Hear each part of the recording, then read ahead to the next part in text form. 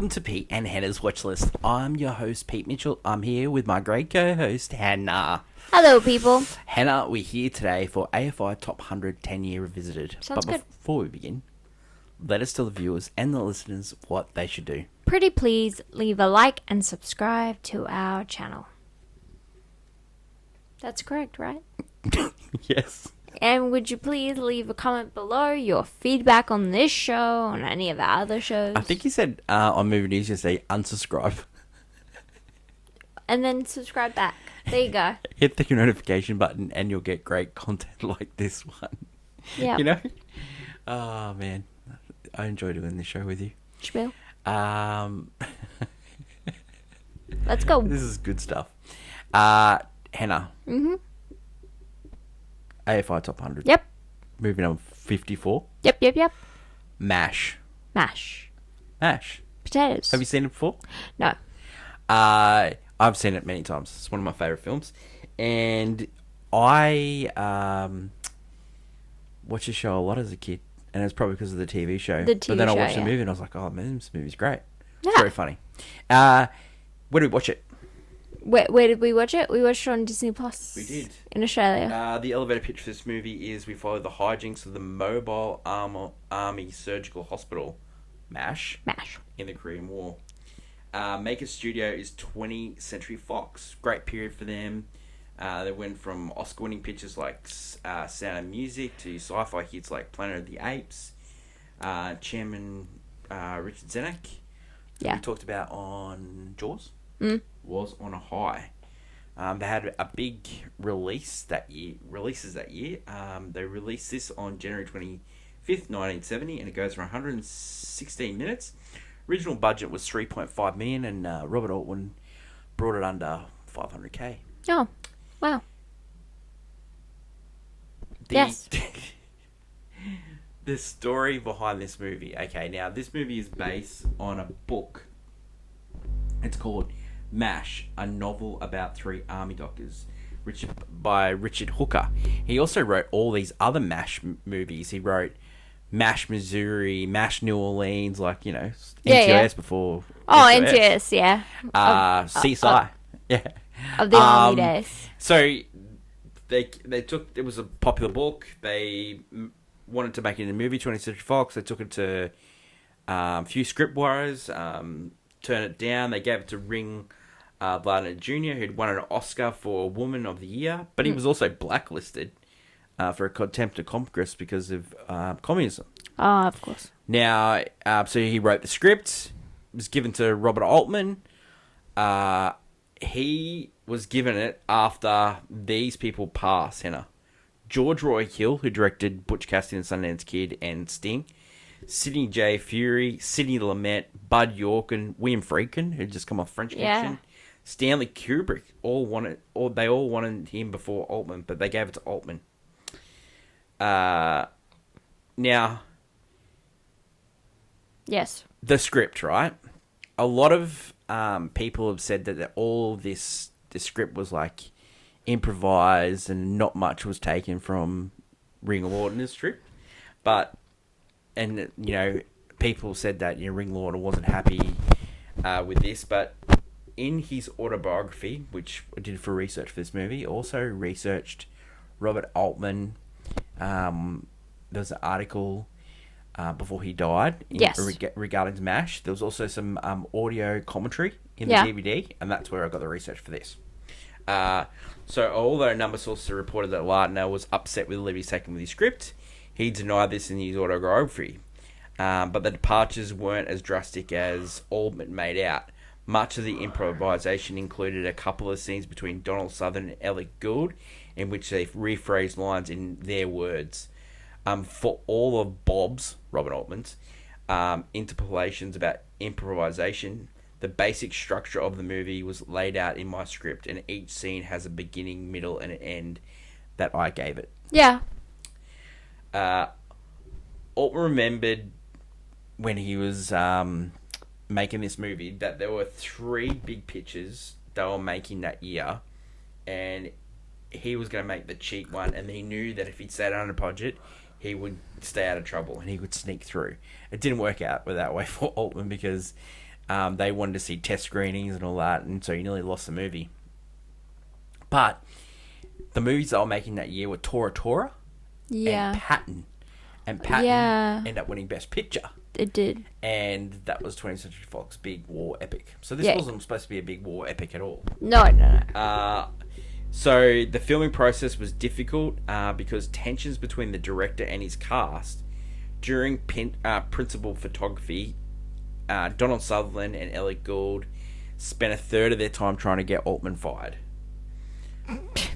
This has later been disputed, especially by Elliot Gould. Yeah. Because Elliot Gould and Altman had worked many other times in future. Yeah. But Donald Sutherland and Robert Altman never worked together again. Okay.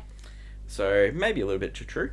A little bit about Robert Altman. So this movie is the second one on the list. We reviewed Nashville. Not one of our favourite films. No. Not one of our favourite films. So just a little bit of Altman. He, after graduating, he joined the US Army and in the Air Force at the age of 18. He flew in World War II, about 50 bombing missions. And then after that, he started working for a publicity company and came up with a tattooing machine identifying dogs. He entered the filmmaking, selling a script to RKO for the 1948 picture Bodyguard, which he co-wrote with George W. George. Altman's immediate success encouraged him to move to New York City. Didn't work out. Ended up moving to Kansas City and working for a company, the Calvin Company, which he directed 65 industrial films. And then through that, he got his connection through TV and movies. He was directing television movies, and he ended up directing a movie, a disastrous movie with Robert Duvall called That Cold Day in the Park. Oh. So he was, people were sort of cold on him. When the studio executives started seeing the dailies from MASH, so every studio exec gets dailies, they complained to Robert Altman that soldiers look dirty compared to the soldiers in Tora Tora and Patton. Altman, a veteran of World War II, he said to them, "Hey guys, that's what soldiers look like." Yeah, I was there. He's a bit of a curmudgeon. but he liked his things his own way, and he had a really unique style. And I don't think he kept that style. Like you could definitely, there's abrupt cuts in here. That were in Nashville, but this made way more sense in Nashville, I think. Yeah, not just sense. It was just better. It was better. Yeah, it was actually funny. Okay, so the actors in this movie. So Elliot Gould played Trapper. That was originally Elliot Gould was offered Duke. James Caan was offered Trapper. Turned it down. Donald Sutherland wasn't the first choice of Hawkeye. The Hawkeye first choice was James Garner. Really? Yeah, James Garner. He was a Korean War veteran. But Donald Sutherland pestered Altman for this job and got it. Tom Selleck played the Duke. Sally Offerman played Hot Lips.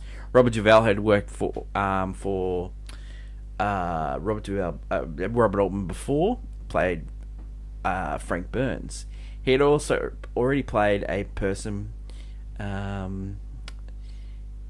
with mental deficiencies in To Kill a Mockingbird. He played Boo Radley.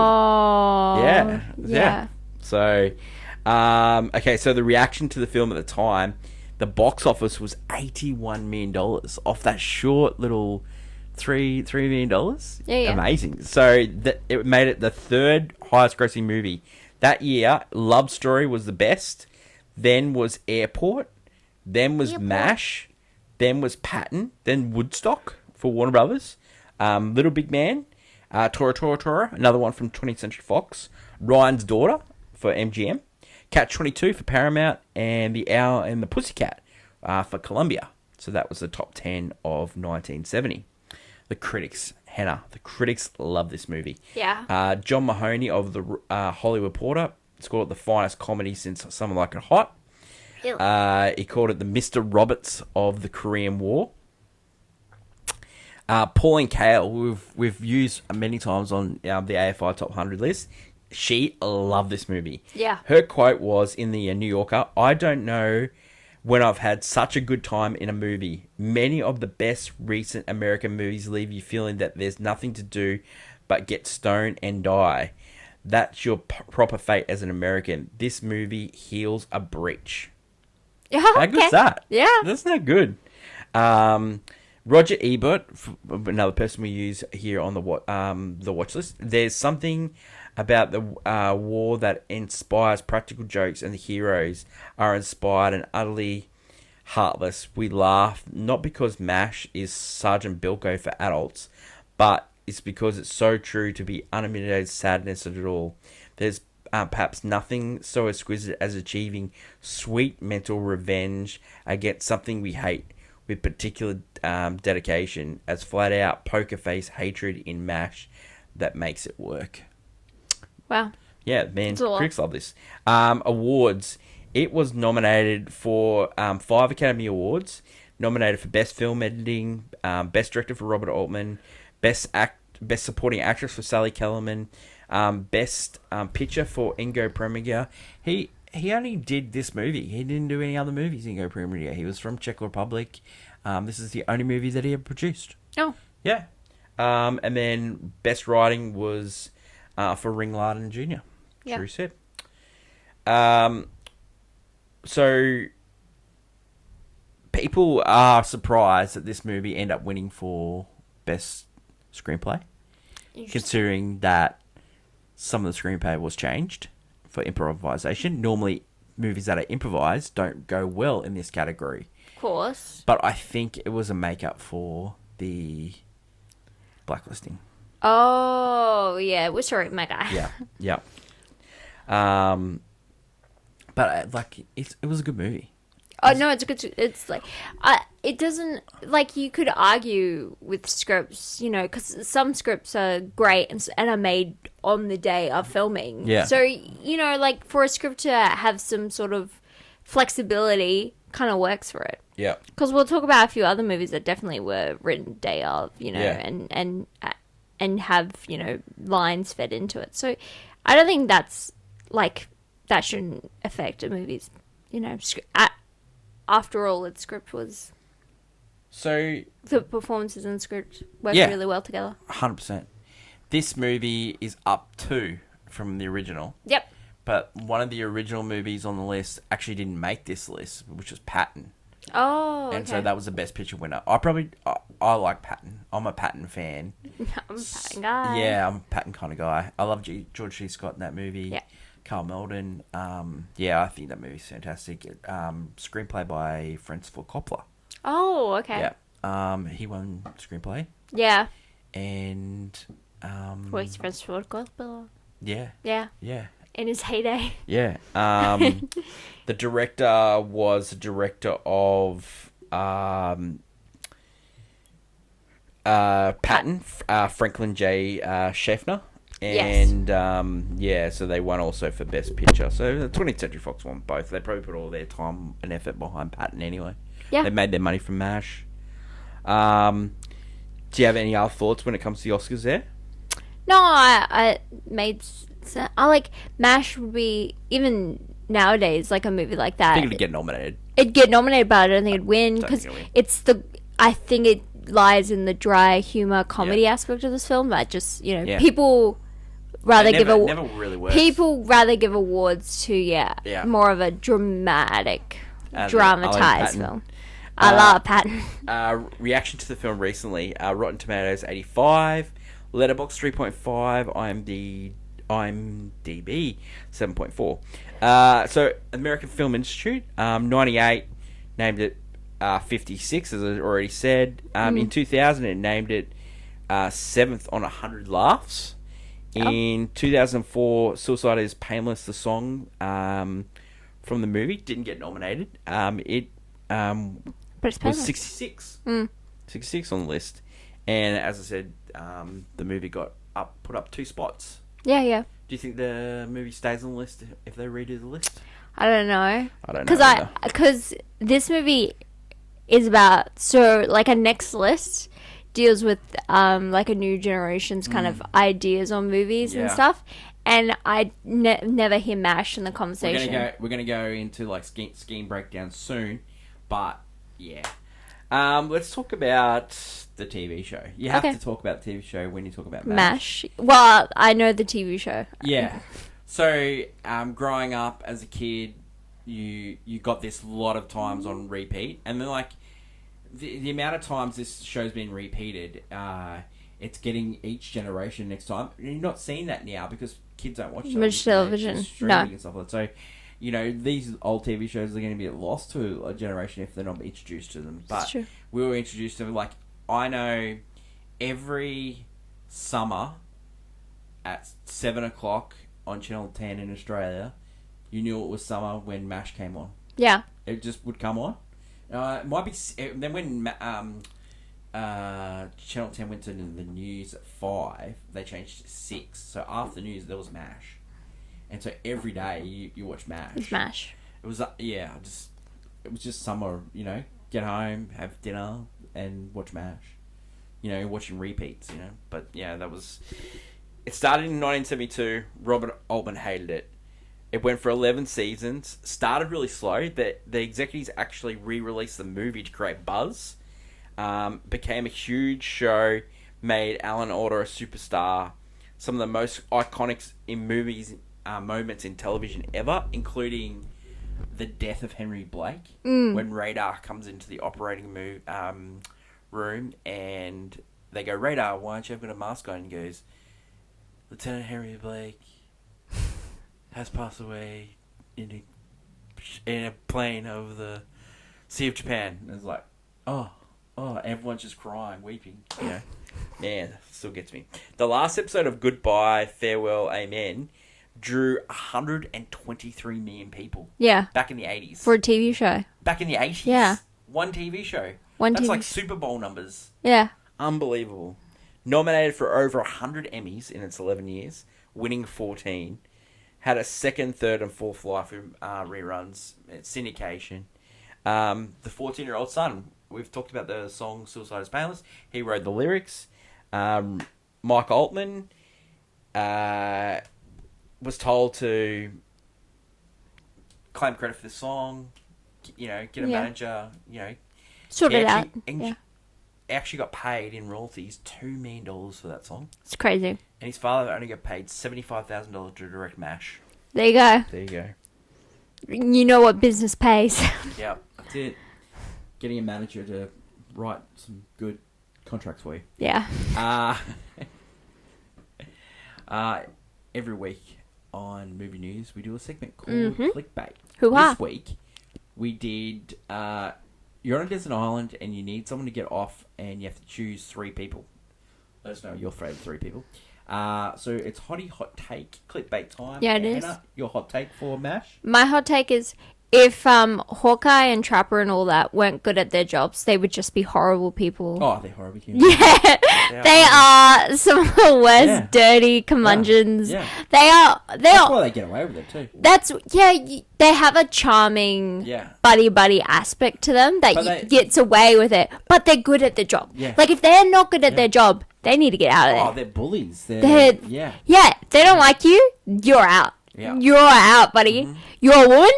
My guy. Hey, woman. Like, it's they're lovable in a way of watching. Oh, haha, they're so funny on TV. But yeah, when you break it down, you're like, whoa, whoa, man. The edges out of Hawkeye in the TV show. They made him not married, so he could. Could womanize because there was a whole thing where most of them are like married or have like a girl on the side back home, and then they're all like playing around. Well, so they made Frank Burns the bad guy in the TV show because he was married and sleeping with Hot Lips. Hot Lips, yeah. Yeah, and so it's same in the movie. So, but this time he was married with 2 kids.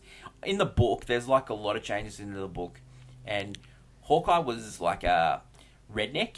And he was from Maine, but he was married with a few kids, and he was a real loser, you know. Yeah. So they free work. The edges yeah, in he's the movie, more and then they smoothed him out even more. He was. What would you say? He was the woke guy before woke became popular. The way he was, He was, the real hippie love child of, before even that houses. He was portraying a character from the 50s. But yeah, he was, all for doing the right thing, peace, love, and war. He did the matchsticks in the Patapop sticks. He made a big monument. Doesn't matter. And then blew it up. Doesn't matter because at the end of the day, horrible people.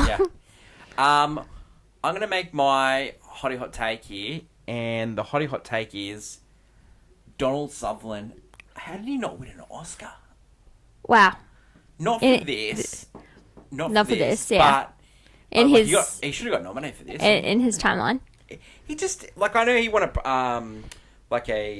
honorary Oscar. That doesn't really count. Yeah.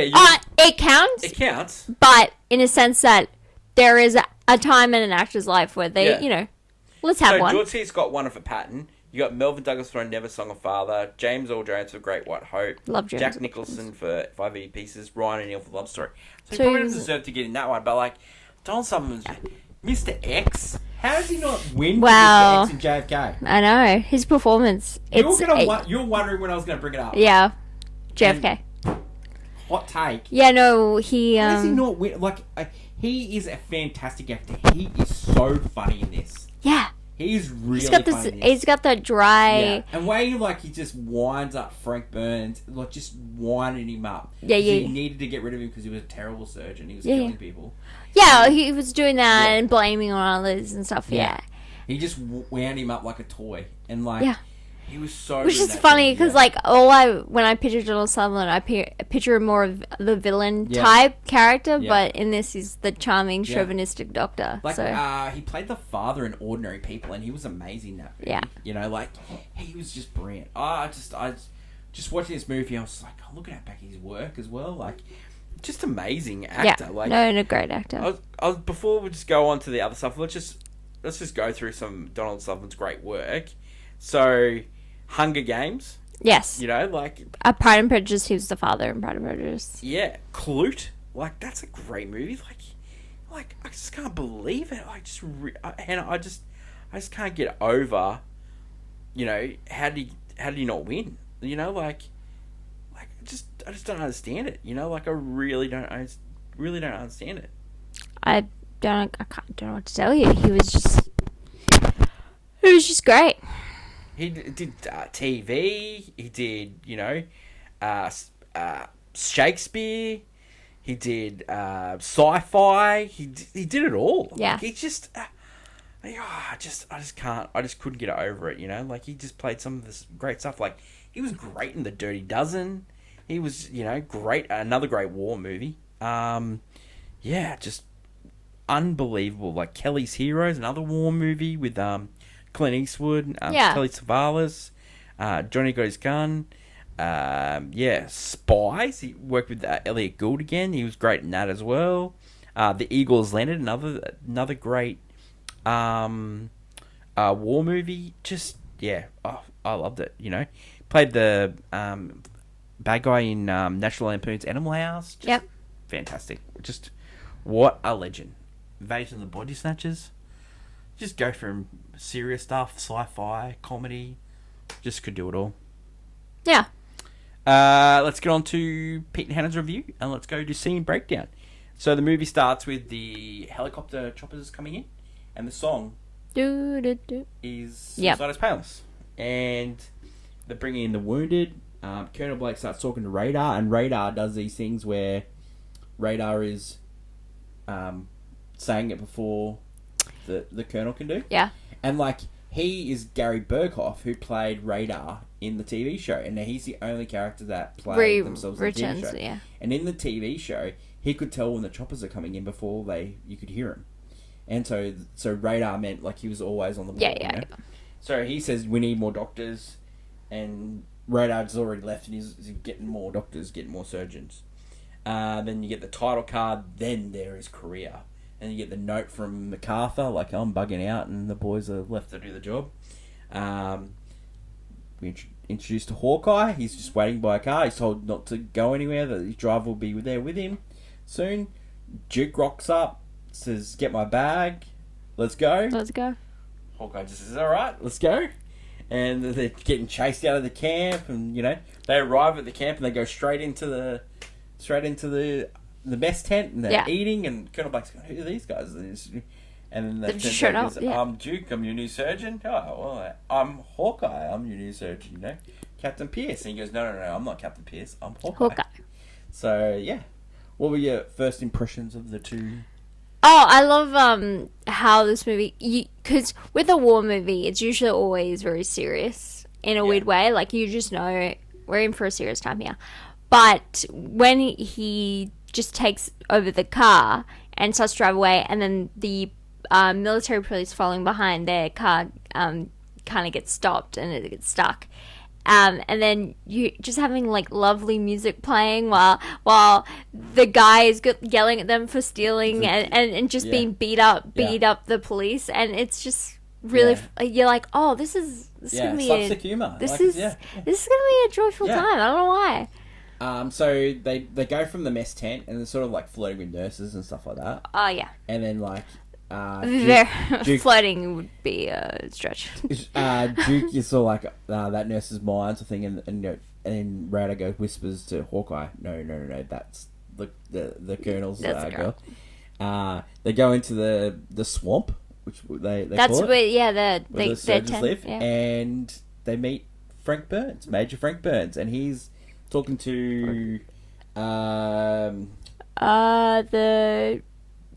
He's talking to the boy. Honjo?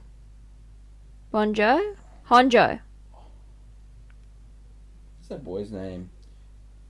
Oh, Ho-John. Yeah. Ho-John. And he's teaching him the Bible. He's teaching him how to read through the Bible. Yeah. And the boy's like, "Oh, this, this guy's a Bible guy. A Bible guy. How long you been? Did you bring that up over here, or have you always been that way?" So then you see the first surgery. You just go from that to the first surgery, and there's blood everywhere. Like, it's a lot different from the TV show. But it reminds me of like what modern surgery, doctor shows are now, where the surgery isn't the important part. Yeah. It's the lives and the drama and the comedy of it all. So you get to see Hawkeye in action. You get to see Duke in action. They're pretty good. And Hawkeye goes, "Can I have a clamp?" And the clamp's used to scratch his nose. They head home, and they've got Bon John to they've learned him to bartend. Yeah, they teach him how to make martinis. Frank Burns is not happy. He's in there praying, and they just can't believe it. Like, they're trying to sleep, sort of thing like that, and they're like, "I've got to pray for everyone, including your two souls now." And then they start singing "Onward, Christian Soldiers," and then the whole camp starts singing "Onward, Christian Soldiers." And so Hawkeye the next day goes to Lieutenant Colonel Blake and says, "We need a new chest surgeon. Yep. And we need to get rid of Frank Burns." Yeah, we want both. And we want both now. And then he says, Colonel Black goes, "No, you can't do it." And then Radar comes in and goes, "We need these surgeons to go back." And then so the boys are joking how it would be against their union to perform surgery. Okay, Frank Burns will be out of the tent by the time you get back, and I will ask for another surgeon. So the boys are happy about that. They end up getting another surgeon, and the other surgeon is Trapper. Yeah, Trapper. And Elliot Gould answers the picture. How the boys find out that Trapper's joined the team. Hawkeye's hooking up with the nurse that was married. That was off limits, but it doesn't matter. Duke says to come now, Hawkeye, and new surgeon's here. I was like, sorry, I gotta go. New surgeon's here. I gotta go. And then Hawkeye's like, I know this guy from somewhere, and it ends up he played football against him. He picked him in a big game. Yeah. An interception in a big game. So you like Hawkeye and Trapper, pretty cool. Like, and then they become like tight straight away. And then Frank Burns is looking after patients in out care. Yeah. And because you've seen Trapper in action. He's like a star, and everyone's like trying to learn off him. And he's like, I'm gonna have to charge you because Duke looks like a good surgeon. Hawkeye looks like an amazing surgeon. Like they all look fantastic. Yeah. And then you see Frank Burns and what he's doing, and kind of he blames like a kid that the other guy was already about to die anyway, and then he blames the kid. Kid's devastated, and then so Trapper's like, I'm going to teach this guy a lesson. Yeah, I'm going to teach this guy a lesson. Meanwhile, a new head of nursing arrives. Major Margaret Houlihan. Yes. She joins the crew. Yes. She's very strict. She's very much... Well, when she rocks up, she's like a bit awkward. She's like doing the salutes. Yeah, but she's an army rule follower. Yeah. So she's like, yeah. She's got a commission, and she's like serious about her commission. Mm-hmm. And then she's going around and she sees Trapper... Punch. Yeah. And then Henry Blake said, you're going to be arrested for this. You know, you can't do this, And then... Put him in his quarters. Henry Blake goes down to Trapper and he says... I was going to name you chief surgeon. I can't do that now, I got to give it a week. I got to give it a week. You got a week to that. He goes, and he's like, it wasn't my fault. I thought I was going to knock him out and he'd still be out. Like I'm losing it. I'm losing it. It was the worst fake punch you've ever seen in your whole life, wasn't it? But everything crashed around. Yeah. It was definitely you guys have never seen the thing before. So Trapper's gets introduced to the swamp, and he's having a beer sort of thing like that, and he goes, let's have a martini, and he brings olives out. Yeah, and he goes, we're 3 miles from the road, we can't afford olives, all this stuff, just little humor, little jokes of humor, that really. So Henry Blake goes away, and so they put Major Burns and Major Houlihan in charge. And they're sort of celebrating the fact that Trapper is the chief. So they call that's who he's named. Yeah. So they start singing the song "Hail to the Chief," and so Burns and Houlihan decide to write a letter to the general saying that Henry Blake is letting all the monkeys run the asylum, lunatics run the asylum. It's chaos. It's chaos. You need it's to bad for morale. Yeah, it's bad. And so you starting to see a little flirting going on between Burns and which they're both bad at. Houlihan. Yeah. And then they sort of kiss, and then they say, "I'll see you later tonight." It's no, it's okay. No, I'll see you later tonight. I'll leave the door open. I'll leave the door open. So he comes back, and then the guys are drinking, having a great time. But they know something up. Radar knows something up. He's always on it. Radar. And so he puts a microphone under the thing. Yeah. Tells Elliot Gould, Trapper, come and listen to this. So he's playing it over there, and they're sort of in the throes of passion. Yeah. And what are they? What did she say? She said, "You make my lips hot." No, before that. Which bit? What bit was it? She says, God will be done. This. When he's he was God's will. Because everyone's against. Then it will be done against Houlihan already because she's interviewed all the doctors. All the doctors love the nurses, except for Major Burns. He's the only one. Yeah, he's the only one that's bad. Hawkeye said, I would normally sleep with you, Houlihan, but you're an uptight. So she's sleeping with Major Burns. Radar's got the thing, and you're hearing hot lips. Yeah. Hawkeye is there. Oh, I wonder what's going on there. Major's look after Major. Yeah, no, because they start then broadcasting across the entire camp. Yeah. Which is great. Yeah. And then eventually, someone gets a little bit embarrassed by this. So the feedback comes through for the speakers, and then she kicks him off and runs out. So the next morning, the boys come in, and there's a pack of wolves. They're Duke, Trapper, and Hawkeye. She's in the middle of them at the mess hall. Yeah, and they're hot lips, all three of them. She runs out after spilling porridge everywhere, oatmeal. Hawkeye goes to sit with Frank Burns, and he just knows it's time to wind him up, and just winds him up. and Frank Burns lose it. Great performance from Robert Duvall in this scene. Yeah. Just absolutely lose it.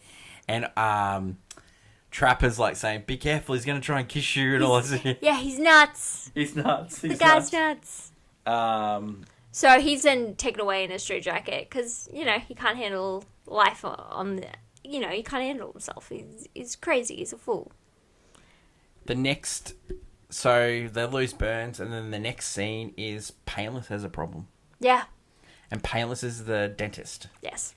And his problem is that he wants to be faithful to his 3 girls, but this hot nurse came in, and he couldn't get it done. He couldn't get the job done. So and, he thinks he's gone. He thinks he's a fairy. A tooth fairy. Yeah. And he needs to... He thinks it's over for him because it's not going to work out. Life is just... He doesn't understand. If he can't make it work, life isn't worth living. So all the guys are poking fun at him, and he walks in and he goes, "I'm going to, off myself. I'm calling it. I'm going to give you the guys a chance to help me. What would the best way?" And then Trapper goes, "Oh, black capsule." Yeah. Black capsule. So then the black capsule scene goes into the Last Supper. This shot of them all dressed in like Dr. White's. It's great work from Robert Altman. Yeah. With the Last Supper, the red light. Yeah. Then you have his casket sitting in front of them. Yeah. Like it's this. Yeah. And then they all come through, and it's like they're giving presents, like JB's. Yeah, because he's taking his pill and he's ready to. He's in his coffin. Unbelievable. I really like this scene. Yeah, and then the way he's then they take him to the officer's tent. The officer's tent. It's in a shroud. It's like he's Sleeping Beauty, and he's waiting for his kiss. Hawkeye thinks he's gonna hook up. Hawkeye's like girlfriend. The married nurse. Hooks up with. Thinks he's gonna hook up one last time before she goes away, and goes, No, I need you to do something. As a medical professional, you need to look after this guy. Yeah. You're the only one who can save him.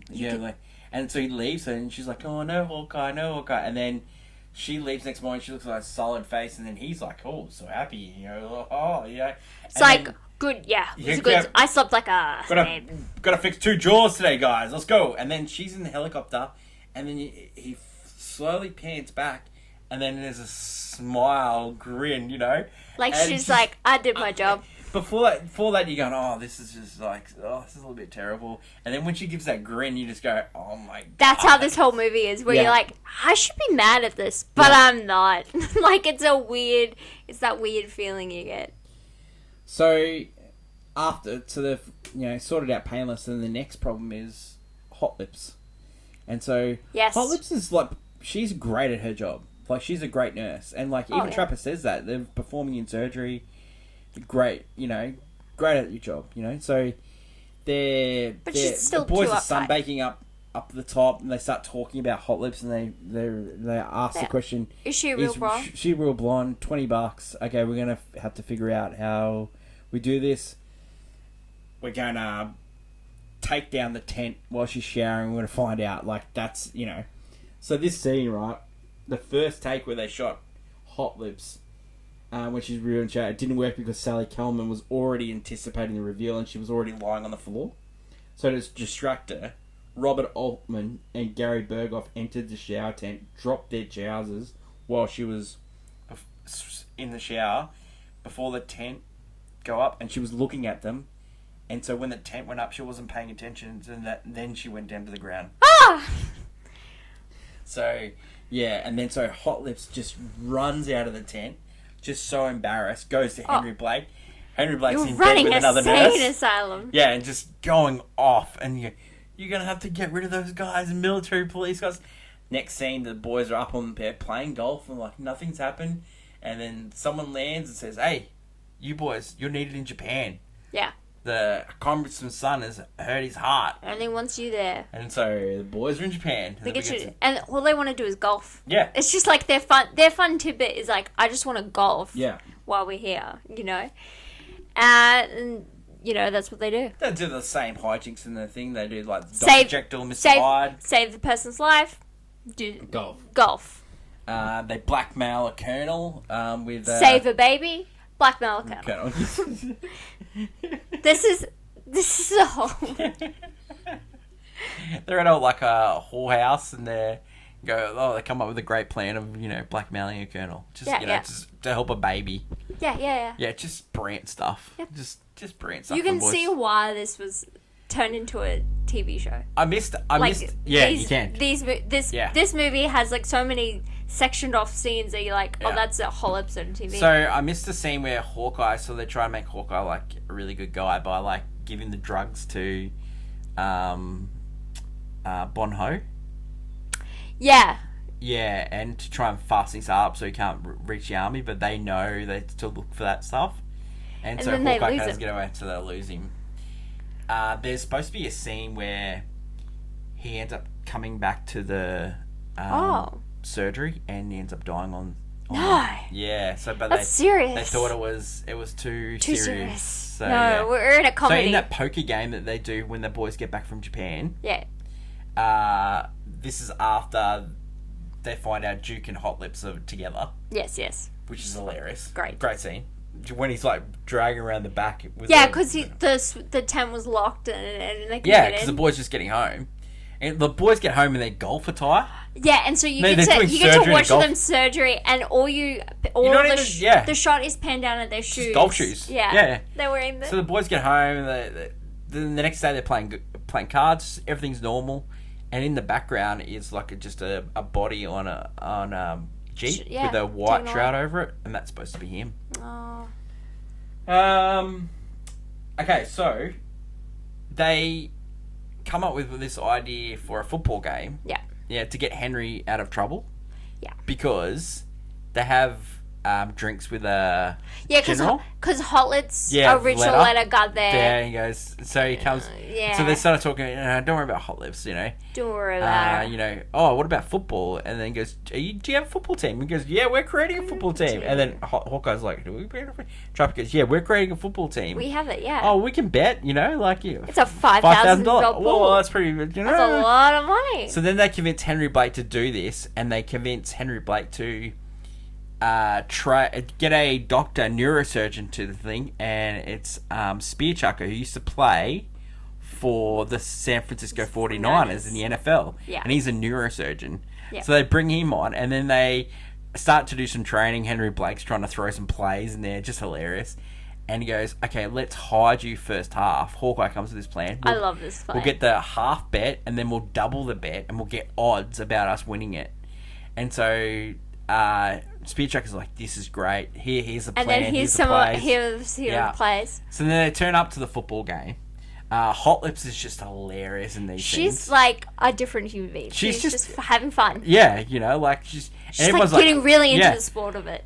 When the other team score 6 points, it's just 6 points. It's Hot Lips, and like Henry Blake's calling a Hot Lips out, and then like the gun goes off. Oh, he's dead. Someone shot. Oh, you're a nincompoop, Hot Lips.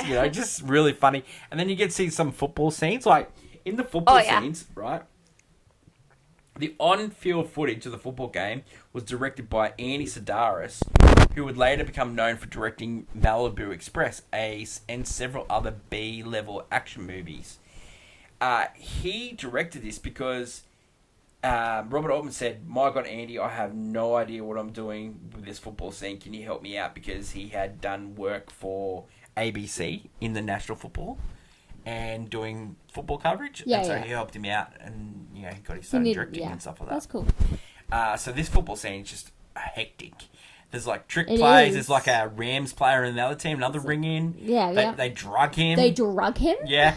This is just hilarious. And then half time, Henry Blake goes into the thing and says, oh, what's wrong with this guy? And he goes, you drugged him. I'm like, no, he didn't. Of course. Oh, do you want to double the bet? And he goes, yeah.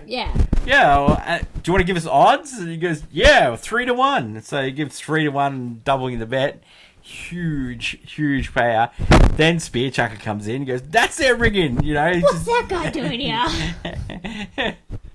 And there's like just verbal stuff going on in the thing. There's some violence on the field. They pure violence. They trick a guy to get knocked out of the game and all that. Yeah, there's also someone is like verbally says inappropriate things to one player, and so say something back about his sister, and then the guy starts chasing on the field and gets called out. There's some trick plays. The trick play at the end with the ball underneath the stomach. The ball underneath the stomach. Just classic. And then just ensues into an all-in brawl. Yeah, which Just is classic. hilarious. Which is so footy.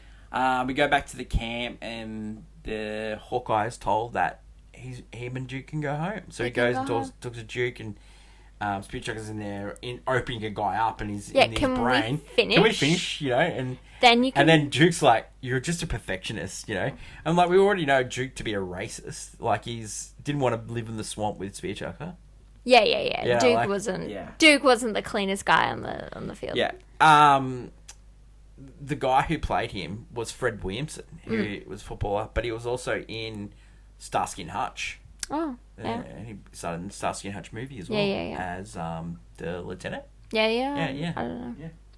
Yeah.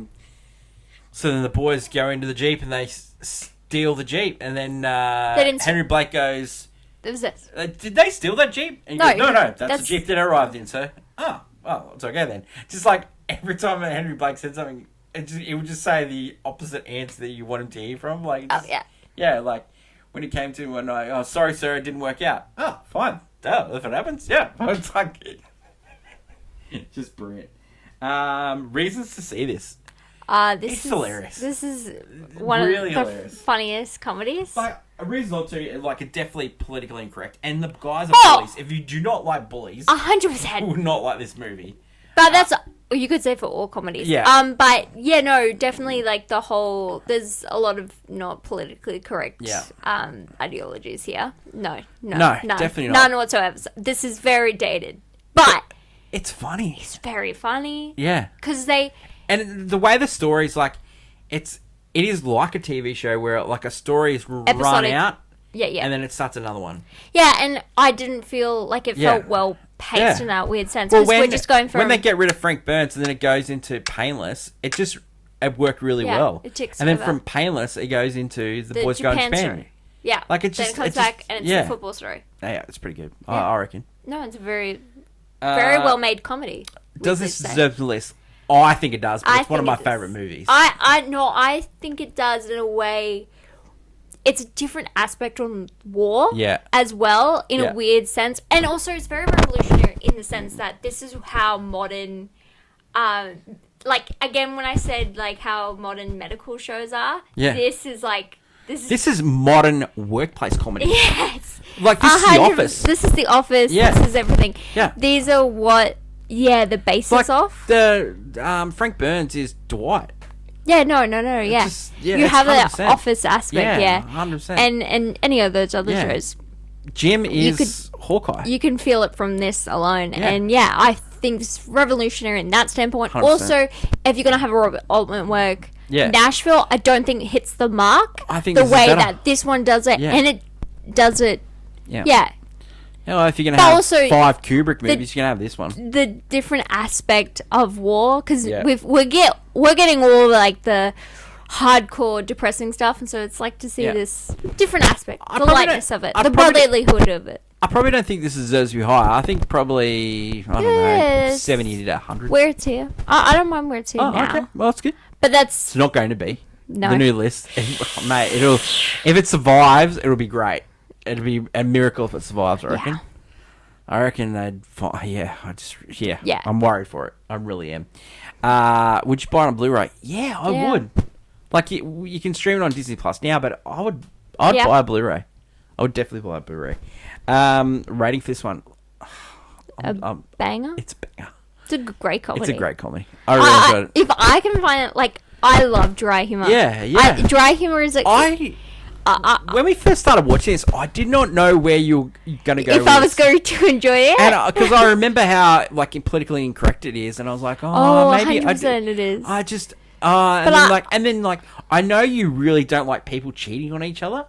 I don't. But I just so when you started laughing, and like when you got to the football scene, and you were like just like really getting into it, and you were like, this movie's great. And I was like, oh, I'm glad. Because like I watched this a lot as a kid. I watched this movie heaps of times. Yeah. But I grew up with like all the type of sitcoms and like even like adult animation. Like so, I know MASH fans that don't like this movie. Yeah, I guess because they're probably dedicated to the show and loving the show. No, but I think you can like both. Yeah. Can't have one. You can't have one without the other. In a weird way. Anything else to add on MASH? That was surprisingly good. Surprisingly good. I think That's a perfect way to end. That is it for movie number 54, MASH. Mm-hmm. Next week, movie number 53, The Deer Hunter. Oh, that movie. Okay. We've had some really This is uplifting gonna- movies last couple of weeks. North This by is a Northwest and MASH, bazooka. and now we're going to hit the floor. Oh man, it's going to be a tough watch. I've seen it, Hannah hasn't. nope. And, We're gonna find out. Oh my God. Oh, it's gonna be tough. I'm going to have to build myself up to this movie. I have to watch a lot of commies. You know, I watched Twister last night. Yeah. And That's not enough for this movie. No. you I've been a bit crook, and I've been watching a lot of movies to make Yeah. myself feel better. And I've watched heaps of movies. I watched like the Fast 5 movie, Fast 7. I watched You've Got Mail. Hitch. Field of Dreams. Just watched heaps of movies. I don't know why I was watching 1989 movies, but I was just, maybe 89 draft. Don't forget to vote. But then I watched Twister, and I came to the realization. Yeah. What? Twisters is a better movie. Twisters, the re-sequel, I can't believe I'm saying successor? that. I said at the time when we watched this movie that Twister was better. still holds up, but No, it's a good movie. it's right? good. But Twisters is better. It's just better. And the soundtrack makes a difference. It's a soundtrack. It is really good. Also, the chemistry. I actually Of Glenn Powell really alone. liked Twisters. And I don't know everyone why. else in that I don't know movie. why I'm bringing that up, but we talk about movies here, so that was a movie I watched last night. So there you go. Watch Twister, and also watch Twisters. Available now on 4K. Hannah, long live cinema. Mm-hmm. Until we meet again, it's bye for now.